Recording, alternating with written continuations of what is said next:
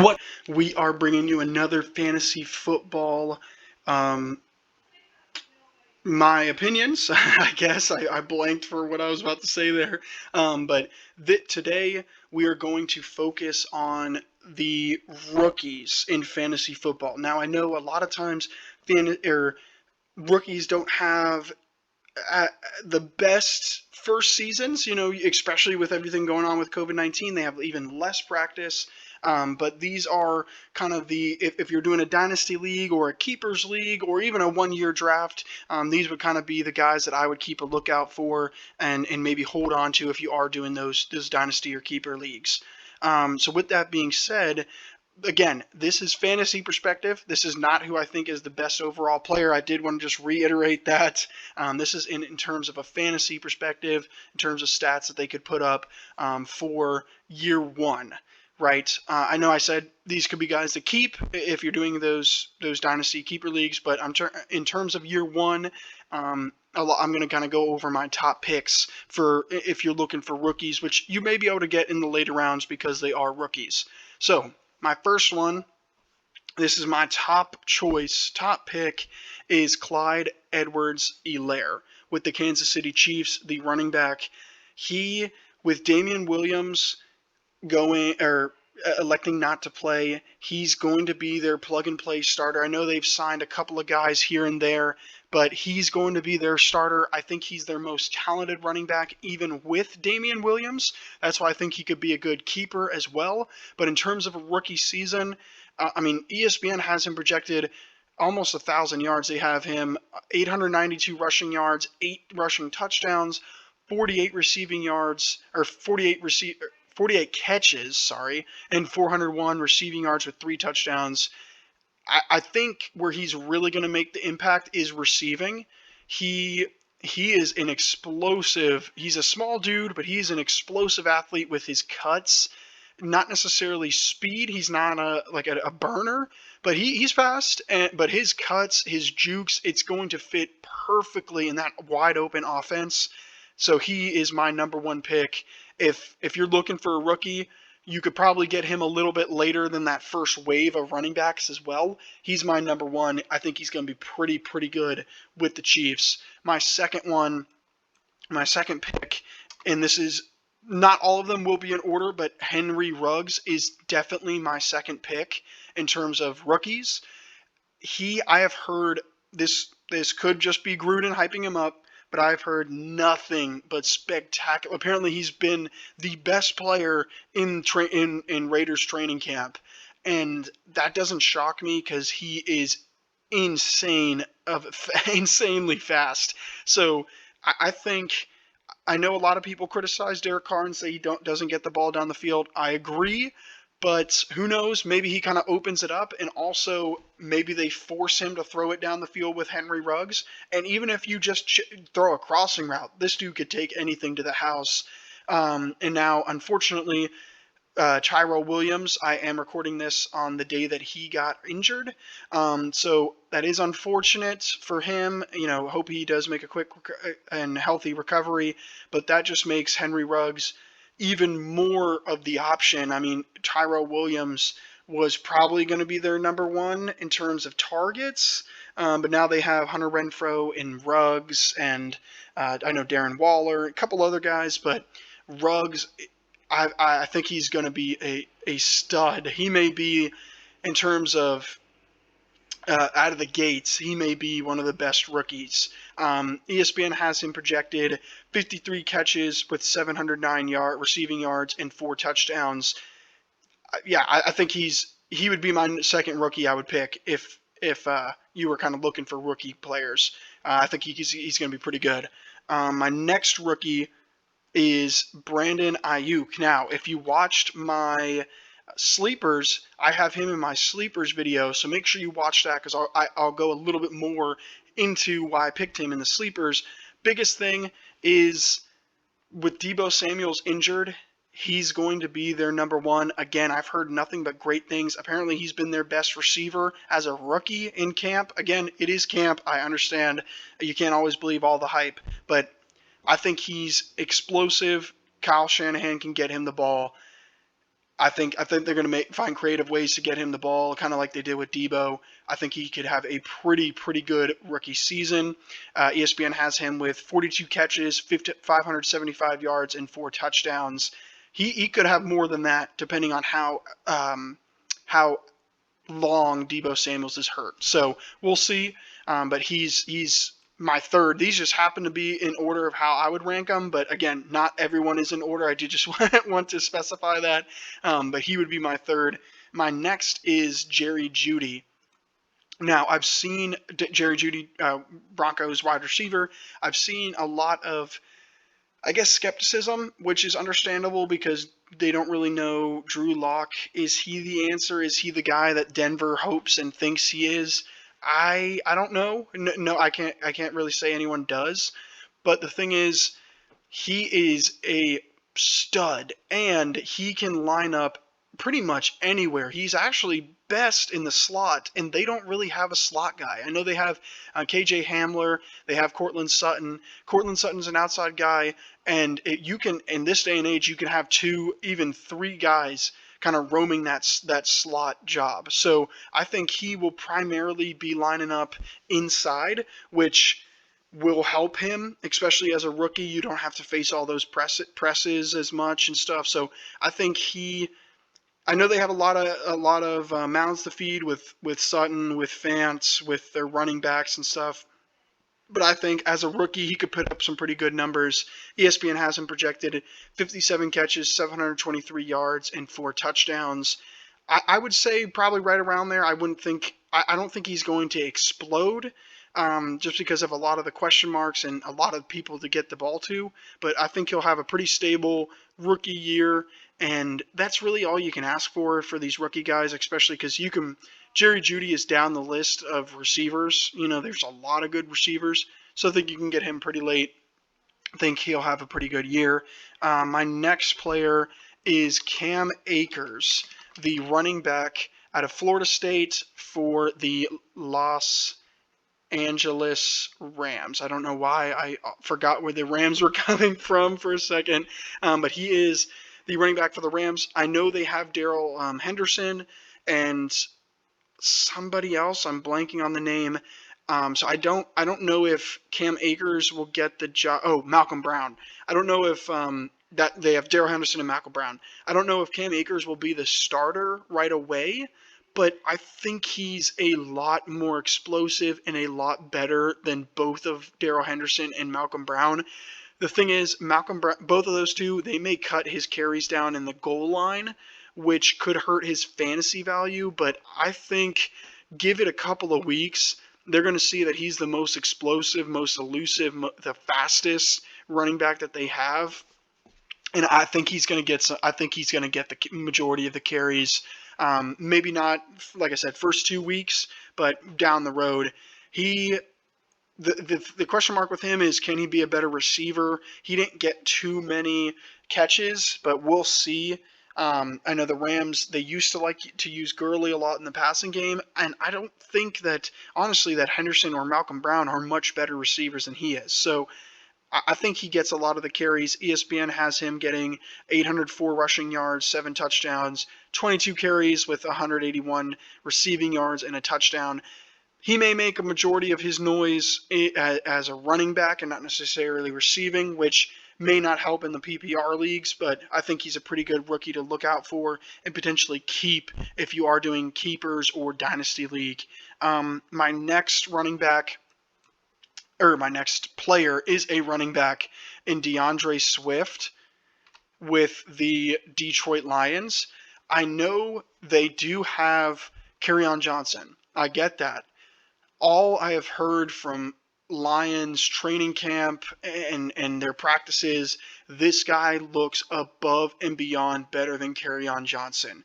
Again, Kerryon Johnson is their starter. He probably will start, but he has injury problems, and he's not as explosive of an athlete as DeAndre Swift. DeAndre Swift is also much better as a catcher, which I could think get him playing time quicker because he can catch. Who knows if he can pass block? but at the NFL level, but he can catch. So, and like I said, I've heard nothing but positive things from Lions training camp and kind of around his name. So I think he could have a pretty good year. ESPN has him projected 759 rushing yards, which I think may be a bit high. He may not get that many rushing yards and 5 rushing touchdowns. They have him getting 34 catches, 277 yards, and 1 touchdown. In my opinion, 34 catches, he's going to get more than 277. I think he is that explosive. I think where he'll make his name at first with Kerryon Johnson playing is in the receiving game. He's a guy I'd look out for. You can probably get him much, much later since he is a projected backup at first. So he'd be a guy I'd look out for. My next one, also a projected backup, similar situation, is Antonio Gibson. I did talk about him in my sleepers as well. I think he could have a big year, and it's going to almost entirely be in the passing game. Now, without Darius Geis, they just have AP. They don't have a pass catcher. ESPN, I mean, if you look at his projection stats, they have 303 rushing yards. That's not great. 2 touchdowns, rushing touchdowns. Again, that's not great, but they have him 40 catches, 386 yards, and only a touchdown as projected receiving yards. I think 40 catches, I think that's a little light, with how bad the Redskins are. I know they have a decent defense, but on offense they're not that good. They could be down a lot, and they could check it down a lot. I think 40 catches, 386 yards. I think the receiving game, that's where he's going to thrive, and I would be on the lookout for him because he can make such an impact as a receiver. My next pick is Denzel Mims for the Jets. Now he may not be that guy right out of the gate. He may not be that guy his first year. I was skeptical to kind of put him as my top rookies because I know he is battling an injury. He's expected to play week 1, but the thing is, I know they signed Rashad Perryman. I think Denzel Mims is their best receiver. Honestly, I know they have Jamison Crowder. They have a decent receiver core, but I think Mims can almost instantly step in and be their best receiver. And because of that, I think he could have a decent year. Again, he's a rookie. I wouldn't expect crazy things from him, but I think he could have a pretty good year. The only thing that concerns me, he's on the Jets, so that's a little worrisome. ESPN has him projected 46 catches, 586 receiving yards, and 3 touchdowns. I would just keep an eye out on him. You may not draft him, but keep an eye out because I think he's their most talented receiver. And with that, they're not going to hold the talent off the field for too long. So I think he'll play early and often, potentially, maybe by like week 3 or 4. He'll probably play a lot. So now these aren't my top rookies. These are kind of guys that I would almost stay away from. I don't want to say don't draft them, but these are guys that I would be a little bit more skeptical than Denzel Mims, even. I guess actually you could almost put Denzel Mims in this category, but these are guys that you could draft definitely if it's a keeper league or if it is a dynasty league. But if you're doing the draft, year after year, you're resetting teams. These guys may not produce as much as they're getting hyped up as rookies. And my first one is Jonathan Taylor with the Colts. The thing is, he's a beast. I think he'll eventually win the job and eventually he'll be a beast. But the problem is they have Marlon Mack, and I think he's going to be their starter. He does have injury problems, so Taylor could come in. The other big piece is Jonathan Taylor has fumbling issues. I believe I saw the stat he fumbled 1 for every 53 carries in college, which is like 1 every other game. That's bad, especially in the NFL. If you fumble, you're going to the bench. So That's a little worrisome. The other thing is Taylor did not show much that he could catch, and he actually had 9 drops on 68 targets. I think I saw. So that's also worrisome because if you're the number 2 running back, right? A lot of these other guys that we've seen, they can catch, they can go in on these passing downs, and that's where their value is. The Colts have Nyheim Hines, who they really like as their receiving back. They even have Jordan Wilkins, I believe, who's another guy that they like as well, receiving. He may not make the roster, but we'll see. But the thing is, I don't think Taylor will be able to make that impact as a receiver to kind of get him into the fold immediately. So it may take him a little bit longer to get on the field. That's why I'm a little bit of stay away from him for the first year, just because I don't know where he fits. I don't know how much he plays initially. ESPN has him projected 875 yards, rushing, 7 touchdowns. I don't know. I think that's a bit high. And then also 28 catches for 238 yards and 1 touchdown. I don't know. I think those catches are a little bit high as well. I don't know how much he plays on passing downs, but we'll see. Again, I could be wrong, but he is a guy that, don't get me wrong, I tried to pick him up in my dynasty league to keep him long term, but in terms of a one year team, you may want to wait till the end, if you can, to get him, just because I don't know, or I guess he's a guy that you draft low and hope for a lot of upside. So my next guy that's kind of stay away from, or not stay away from, I guess don't expect as much as what people think, is Justin Jefferson. The biggest thing, I know they did get rid of Stephon Diggs. A lot of people just pencil him into that role. I don't think that's the case. Justin Jefferson ran predominantly from the slot at LSU.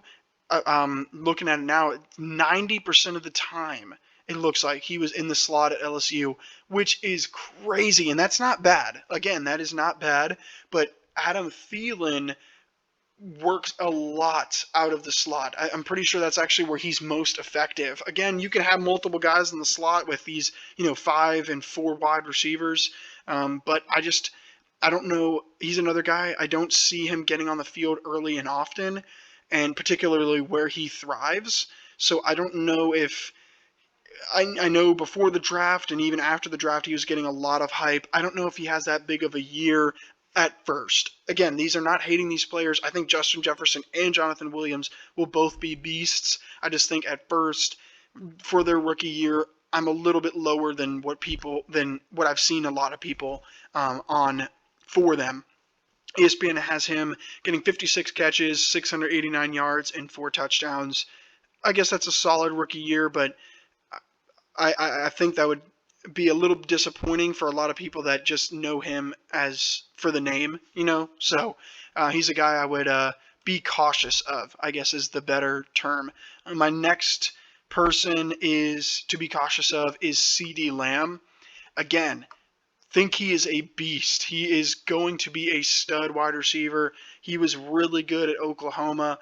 The thing is, they just have so many players on offense. They have Michael Gallup, Amari Cooper, Ezekiel Elliott can catch the ball. I've seen a lot of hype for Blake Jarwin. I don't know how much I believe of that, but they just have so many weapons, and they do run the ball pretty well and pretty often with Zeke. I don't know how much they get CeeDee Lamb the ball to be too productive, so that's kind of my be cautious of him. He's projected 51 catches, 680 yards, and 5 touchdowns. He, again, if they let Michael Gallup go, he could kind of fit into that role perfectly. But as the number 3 guy, I'm a little, I'd say pump the brakes on him a little bit. And for my final be cautious guy is J.K. Dobbins, with the running back with the Baltimore Ravens. The biggest thing for him, again, I don't know where he plays is the thing. I know they have Mark Ingram. I know he is old. They're expecting to reduce his carries, but does Dobbins instantly take the job? I don't think so. with that being said, they still have Gus Edwards, they still have Justice Hill, they have a ton, and they have Lamar Jackson as well. They have almost too many ball carriers. I don't know where he gets on the field. I don't know how often he gets on the field. So I'd say pump the brakes on him a little bit. He's one of those guys I would definitely pick in a dynasty league where you can keep him for multiple seasons. But in terms of a 1 year player as a rookie, I don't I don't know how much production he has right away. So he'd be another guy that I'd be a little bit cautious of. So those are my four cautious. I guess you could even throw Mims in there as a fifth. He's kind of on the verge of cautious players to not saying don't draft at all, but don't go into the season with high expectations for those guys. So that's my list of top rookies. That's my list of kind of be cautious of players.